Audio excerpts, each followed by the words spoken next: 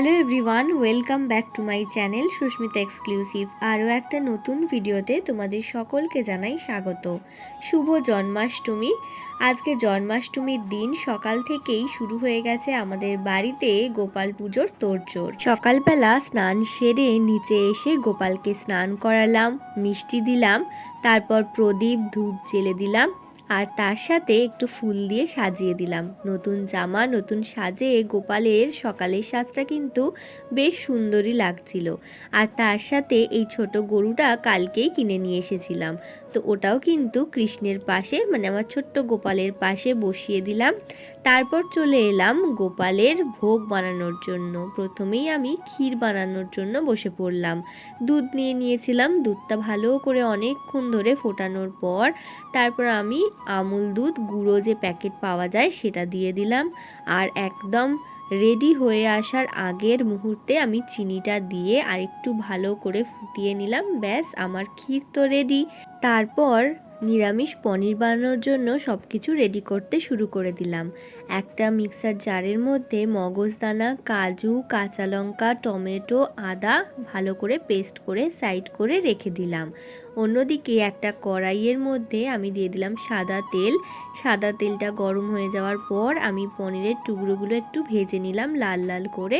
তারপর পনিরের টুকরোগুলো তুলে রাখলাম। ওই একই তেলের মধ্যে দিয়ে দিলাম গোটা গরম মশলা আর তেজপাতা। তারপর আমি ওই পেস্টটা যেটা আগে থেকে করে রেখেছিলাম সেই পেস্টটাই কিন্তু আমি দিয়ে দিলাম। দিয়ে ভালোভাবে 2-3 মিনিট নাড়াচাড়া করার পর ওর মধ্যে দিয়ে দিলাম একটুখানি হলুদ গুঁড়ো আর কাশ্মীরি লঙ্কা গুঁড়ো, সাথে পরিমাণ মতো নুন আর চিনি। তারপরও ভালোভাবে মশলাটা আরও 5-7 মিনিট ভেজে নিলাম। তারপর আমি ভেজে রাখা পনিরের টুকরোগুলো এর মধ্যে দিয়ে দিলাম। আরও 2 মিনিট ভালোভাবে নেড়ে চেড়ে তারপর ওর মধ্যে দিয়ে দিলাম দুধ আর একটুখানি কাঁচা লঙ্কা ভেঙে। ব্যাস, আর 2 মিনিট ফোটার পরই রেডি আমাদের নিরামিষ পনির। তারপর মামুনি এখানে বসে পড়েছিল ভাজাভুজিগুলো করার জন্য। এখানে আলু, পটল, কাঁকরোল, কুমড়ো, বেগুন সব কেটে নিচ্ছিল এক এক করে। তারপর কিন্তু ভাজা শুরু হবে।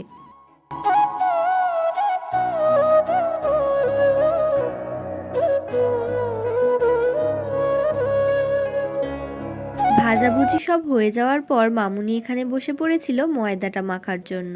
আজকে গোপালকে লুচি ভোগ দেওয়া হবে সেই জন্য। তারপর এক এক করে লুচি বেলা আর ভাজাও কিন্তু হয়ে গেল। ওদিকে সন্ধে গড়িয়ে গেল আর আমি বসে পড়লাম গোপালকে স্নান করিয়ে রেডি করার জন্য। গোপালের দোলনাটাও কিন্তু সাজানো হয়ে গেছে, একটু টুনি লাইট দিয়েও সাজিয়ে দিয়েছি আর পাশে ছোট ছোট গাছও লাগিয়ে দিয়েছি। এখানে কিন্তু গোপালকে আমি এখন স্নান করাচ্ছি।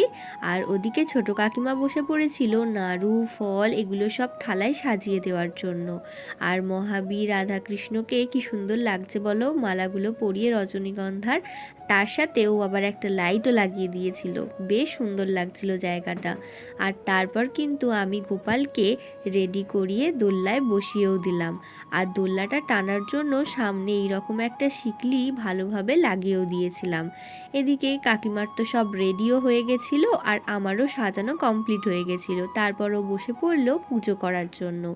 এই বাড়িতে পুজো হয়ে যাওয়ার পর তারপর আবার ও বাড়িতেও মায়ের কাছে যেতে হবে, ওখানেও গোপাল পুজো হয়, ওখানেও ও যাবে গোপাল পুজো করতে। সেই জন্য আমাদের কিন্তু এখানে পুজো শেষ হতে হতে প্রায় 8:30 হয়ে গেছিল। গোপালকে এবছরে কি কি ভোগ নিবেদন করা হয়েছিল সেটাই তোমাদেরকে দেখিয়ে দিচ্ছি।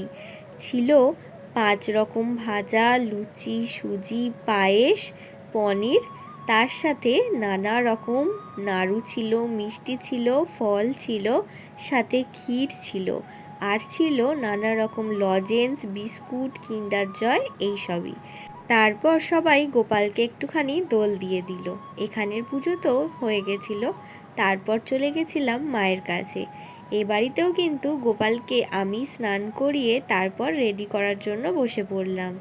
একে একে দুধ, ঘি, মধু, চিনি, তার সাথে দই দিয়ে চান করালাম গোপালকে। তারপর বসে পড়েছিলাম ওকে সাজানোর জন্য। ও বাড়িতে গোপাল সব নীল রঙের সাজে সেজেছে, আর এ বাড়িতে সব গোলাপি রঙের সাজে। সব জামা কাপড় কিন্তু নিয়েছিলাম মায়াপুর থেকে, আর এই ছোট নুপুরটা এখান থেকেই কিনেছি। আর সাথে একটা রূপোর হারও বানিয়েছিলাম ওর জন্য, সেটাই কিন্তু আজকে নিয়ে এসে ওকে পরিয়ে দেব। ডিজাইনটা কীরকম লাগলো তোমরা কিন্তু অবশ্যই কমেন্ট করে জানিও। যেহেতু ছোট ছোট গোপাল আমার দুই বাড়ির, সেই জন্য সেই রকম সাজেই কিন্তু সাজিয়েছি। ছোট ছোট কানের সাথে ছোট বাঁশি, ছোট ছোট হাতের বালা, আর তার সাথে ছোট্ট একটা সুন্দর মুকুট। এ বাড়িতেও গোপালকে ভোগে দেওয়া হয়েছিল লুচি, সুজি, পায়েস, ক্ষীর, নানা রকমের নাড়ু, সাথে মিষ্টি, নানা রকমের লজেন্স, 5 রকম ফল। এখন কিন্তু ও আরতি করছে। ঘড়িতে বাজে প্রায় 10:30। আজকের মতো ভিডিওটা এখানেই শেষ করলাম। আশা করছি তোমাদের ভিডিওটা খুব ভালো লেগেছে।